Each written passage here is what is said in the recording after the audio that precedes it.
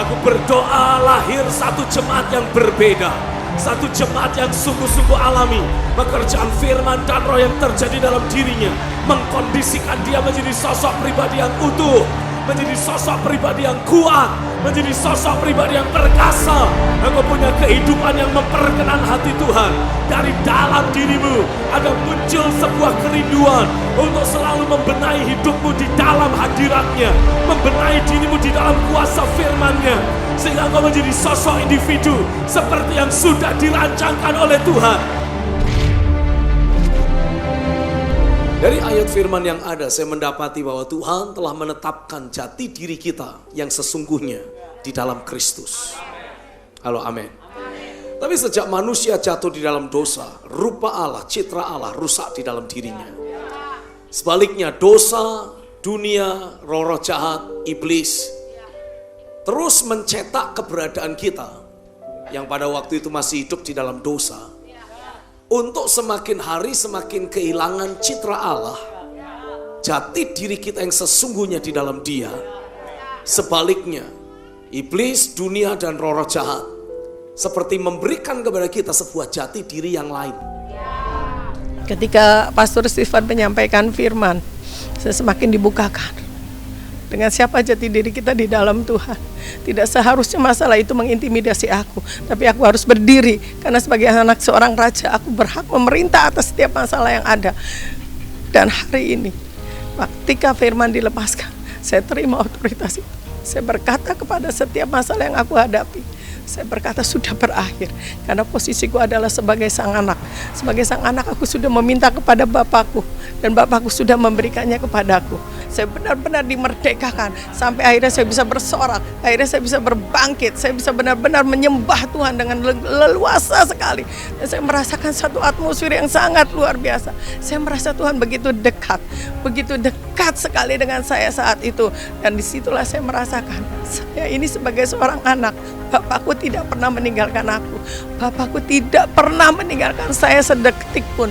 Dan disitulah saya merasakan tangan Tuhan yang penuh kasih menjamah sehidup saya, menjamah seluruh keberadaan saya.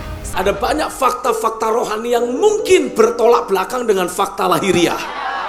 Tapi ketika saudara menemukan ada fakta-fakta rohani di sana, lihatlah setiap fakta rohani itu sebagai jati dirimu. Karena ketika saudara mulai melihat fakta-fakta rohani yang ada dan kau lihat dirimu, itulah dirimu. Oh, come on. Tanpa saudara sadari, saudara sedang membangun hidupmu menjadi bejana kasih, menjadi bejana kemuliaan. Jadi sebelum Dedi ngomong tentang jati diri di dalam Tuhan, itu memang hari ini waktu pada saat penyembahan itu seperti saya tuh dibawa, ini loh jati dirimu yang baru di dalam Tuhan. Engkau bukan lagi orang yang biasa. Engkau sudah ditetapkan Tuhan menjadi penyembah di dalam roh dan kebenaran. Dan pada saat saya menyembah Tuhan itu memang sudah tidak tahan lagi. Saya sekarang melihat siapa diri saya di dalam Engkau. Saya tidak pusing apa kata dunia. Dunia mau ngomong apa, manusia mau ngomong apa, iblis sekalipun mau ngomong apa. Saya tahu saya adalah anaknya. Tidak bisa diungkapkan dengan kata-kata. Saya bisa rasakan Dia begitu mencintai dan mengasihi saya. Saya percaya bahwa sebelum dunia ini dijadikan, Bapa telah memilih saya. Apapun kondisi hidup saya dulu, itu sudah tidak ada lagi. Saya tidak punya masa lalu. Saya hanya punya masa depan di dalam Dia. Ketika Pastor Stephen berbicara, ada malaikat-malaikat yang diutus delivery kepada saya. Saya merasa apa yang menjadi kebutuhan saya sudah dibawakan oleh malaikat-malaikat tersebut. Saya hanya meminta satu hal sama Tuhan. Saya hanya mau mencintai Tuhan lebih dari apapun saja. Dan saya percaya itu sudah Tuhan berikan dalam hidup saya. Tuhan akan mengubahkan kehidupan saya secara permanen.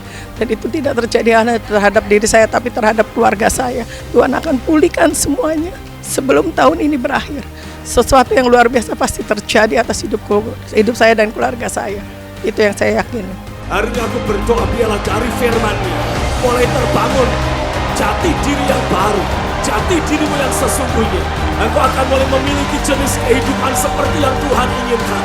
dipenuhi dengan kasih dan kemuliaan-Nya, sehingga engkau layak untuk masuk dalam momen pelantikan yang dari sorga. Hari ini aku deklarasikan atasmu, momen pelantikan itu sudah semakin dekat, sudah teramat sangat dekat. Bersiaplah.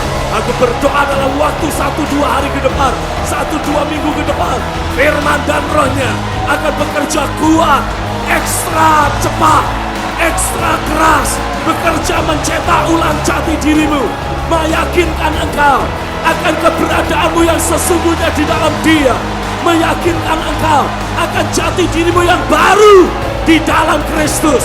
Karena semakin kau diyakinkan, artinya kau mengenakan jubah yang baru, engkau mengenakan baju yang berbeda, kehidupanmu jadi berbeda, dan momen pelantikan itu akan terjadi. Terjadilah atasmu. Aku deklarasikan, aku nubuatkan, sebelum akhir tahun ini, momen pelantikan itu terjadi atas setiap kita, terjadi atas setiap engkau. Engkau alami kehidupanmu jadi berbeda, karena ada posisi rohani baru yang Tuhan bawa untuk engkau jalani. Seluruh makhluk ciptaan, bahkan seluruh aspek kehidupan yang ada dalam hidupmu akan boleh meresponi engkau dengan cara yang berbeda. Terjadilah di dalam nama Yesus. Sekali lagi yang percaya katakan, oh come on, sorak-sorak.